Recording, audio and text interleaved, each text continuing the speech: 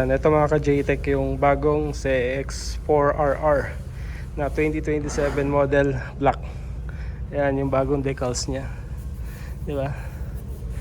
Minsan lang maglabas ng black si Kawasaki.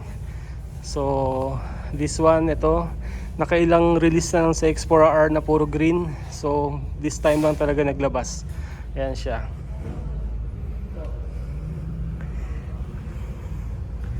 So same pa rin sa mga dating mga releases niya.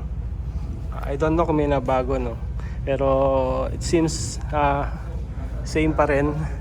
So still, ayan, Kawasaki caliper, double disc brake.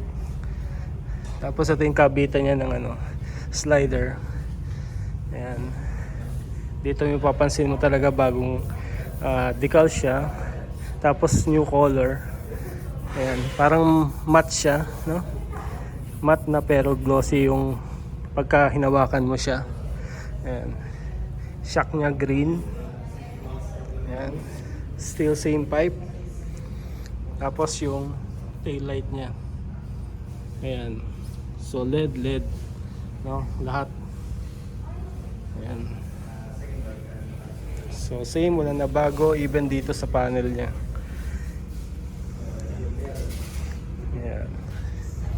Ito yung high beam, low beam. Ayan. Tapos horn, hazard. Ito yung switch to on, ignition switch. Ayan.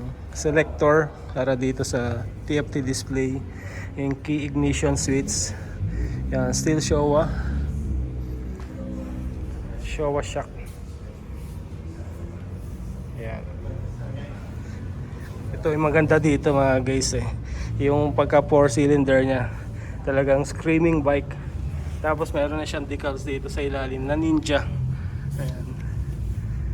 Okay, may napansin ako dito, talagang cover lang to. Kala ko meron na siyang slider cover lang na goma. Ayan. So this comes with quick shifter and auto blip, no? Yan ang maganda sa super sports kasi category nito. So kaya siya, kompleto siya. Yan, nandun pa rin yung design niya dito. Dito mo makikita yung difference sila with Ninja 500. Ayan. Okay. Ganda. Ito, pakita ko na rin sa inyo iba nilang display dito sa X6R na green. Ganda, no? Namimiss ko yung sa X6R natin Ito kasi, ang ganda na ng bagong mukha niya. Ayan, air intake dito. Talagang for aerodynamic. Di ba? Yung mga tulis-tulis na yan. Ayan,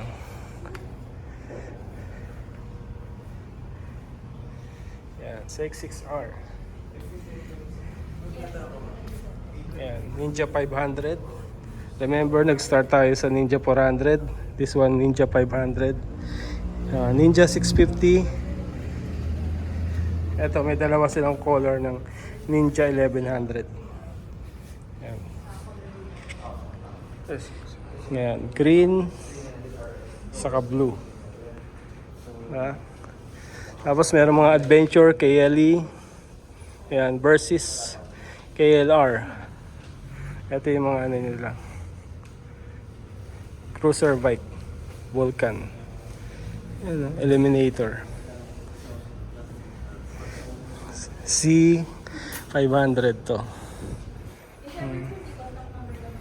And then mga dirt bike, jet ski.